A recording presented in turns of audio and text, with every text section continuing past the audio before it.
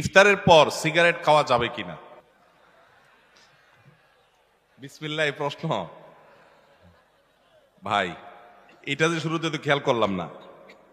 ইফতারের পর সিগারেট খাওয়া যাবে কিনা এটা কোনো কথা হলো ভাই?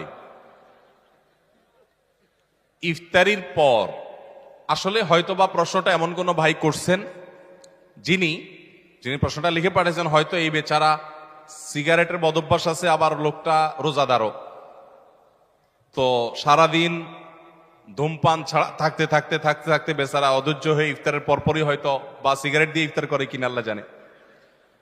ইফতারের পর ধূমপান করা গুনাহ, কারণ যেটা মানুষের স্বাস্থ্যের জন্য ক্ষতিকর এবং নিশ্চিত ক্ষতিকর, যেটা মানুষের জন্য বিষের মতো ক্ষতিকর, ধ্বংসের দিকে মানুষকে নিয়ে যায়, এবং যেটার ক্ষতি ছাড়া কোনো উপকারিতা আপাত দৃষ্টিতে নাই, সেই জিনিসটা মানুষের জন্য হালাল হয় না, সেটা মানুষের জন্য খাওয়া জায়েজ হয় না। ধূমপানটা সেরকম একটা বিষয়।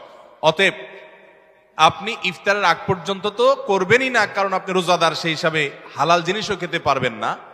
কিন্তু ইফতারির পর যদি কেউ ঘুষ খায়, ইফতারের পর যদি কেউ কুকুরের গোশত শুকুরের গোশত খায়, সেটা যেরকম ইফতারের পরে খাইছে দেখে হালাল হবে না, ধূমপানটাও ইফতারের পরে করছে দেখে হালাল হবে না।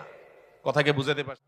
রোজা মানে তো বিরত থাকা, সিয়াম মানে বিরত থাকা, তার মানে হারাম থেকে বেঁচে থাকার ট্রেনিং আমি নিচ্ছি এখান থেকে, সেটা আমার আমল করতে হবে সারা জীবন ভর। অতএব যারা রোজা রেখে ধূমপান করছেন না, তারা ইফতারের পরেও ধূমপান করবেন না।